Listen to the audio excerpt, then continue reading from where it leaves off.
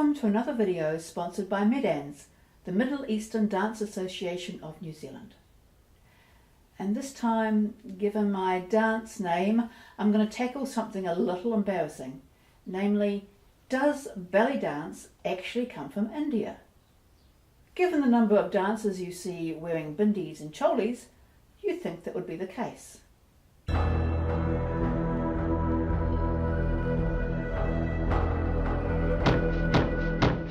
Hi, I'm Kashmir.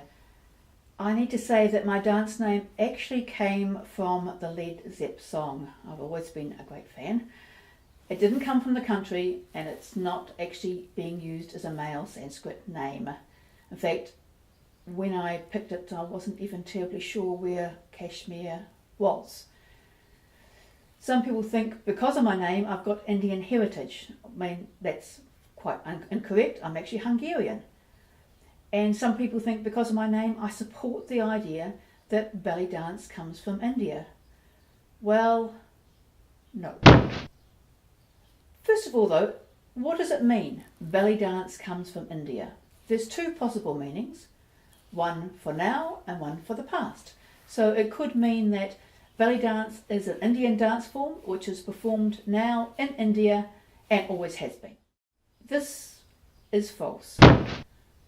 Belly dance in modern recorded history is not a native style of dance from India. They have lots of dance styles. They have at least 9 classical forms and hundreds of folk styles, but none of them actually look like belly dance. That's not to say that there aren't Indian dancers out there who learn and perform belly dance, just like they do in Japan and New Zealand, Germany, everywhere. But it's not a native style. And there's also, you'll see sometimes a little bit of belly dance in fusion dances in Bollywood, but it's only a touch. If you have a look at their classical dances, you'll see that most of them actually have a religious focus, which by definition belly dance doesn't have. They often tell stories about the Hindu texts.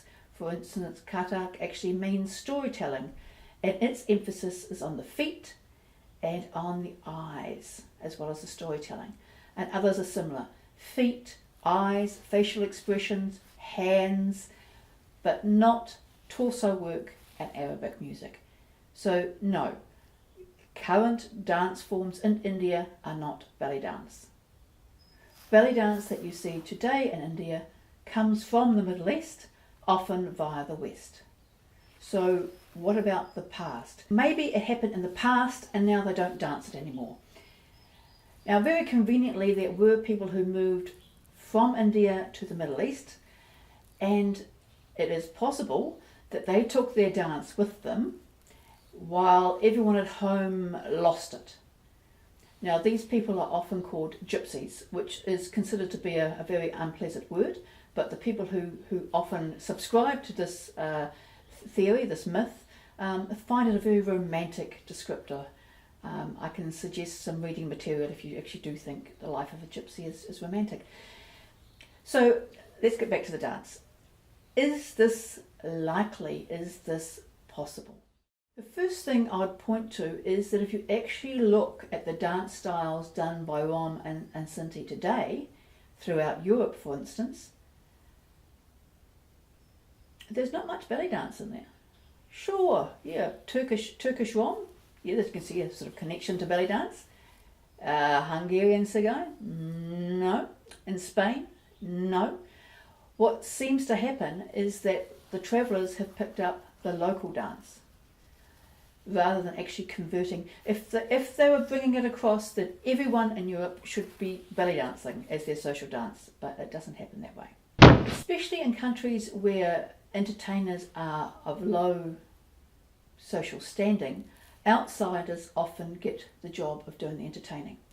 And in this case, the Rom and Sinti outsiders were one possibility.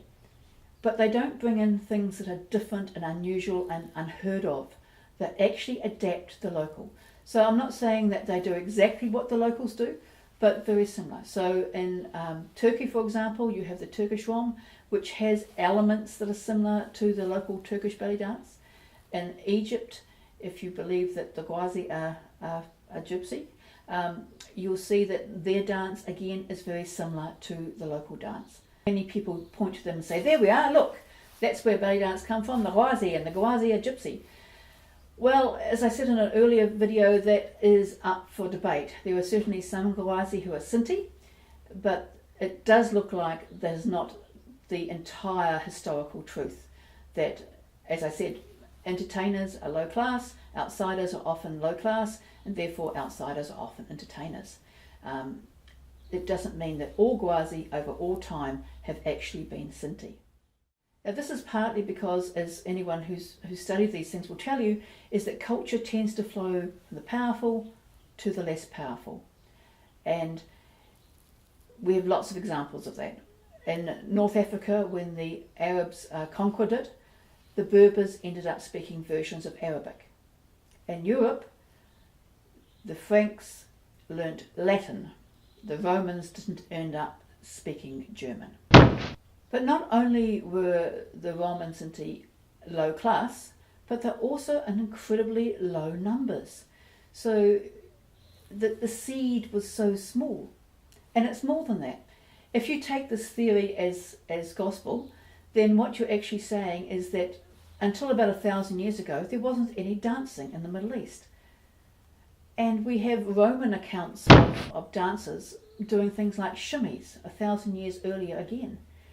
I'm not saying that these dancers were actually doing what we'd recognise these days as modern day belly dance, but it was certainly an ancestor of the dance. The dance has always been there. And finally we have Lachodrom, a beautiful movie, and popular by many people, but it's a film. It's not a documentary. It was never intended to be a documentary, and the dancing of it is probably the least authentic. So the idea that they wandered across India, through Persia, Turkey, Egypt, then back up through Europe and across. By the way, the actual map doesn't work entirely right either. It's incorrect. It's an idea. It's a way of actually holding the movie together, but it's not a documentary. These aren't actually snapshots of what happened 1,500 years ago. So, why the push for an Indian basis of belly dance? Well, if you look back far enough, and in the European colonisation times, there was sort of a pretty vagueness about anything that was in the East. Near East, Middle East, Far East, there was a bit of a blurring, but there wasn't an awful lot to do with dance. So you didn't see then belly dance being described as an Indian dance form. Where you start to see coming through is late 60s, early 70s. And the reason for that is ours, not theirs. Because as the 70s developed, there became a very strong anti-Arab feeling in the West. And people loved belly dance, but they didn't want to associate with Arabs or Muslims. And there was another alternative. The country of yoga, gurus, great drugs, India. So we'll just say that belly dance came from India. It just happens to be in the Middle East now, but it originally came from India, and it's an Indian dance. Nothing to do with Arabs, nothing to do with Muslims. It's an ugly little thought, but I think it's reasonably accurate. In summary, I'm sorry to say, belly dance does not come from India. There are people in India who do belly dance. There's fusion India with belly dance, just like everyone else in the world. But its source lies much, much further west, into the eastern end of the Mediterranean. So, going to lose that bindi now?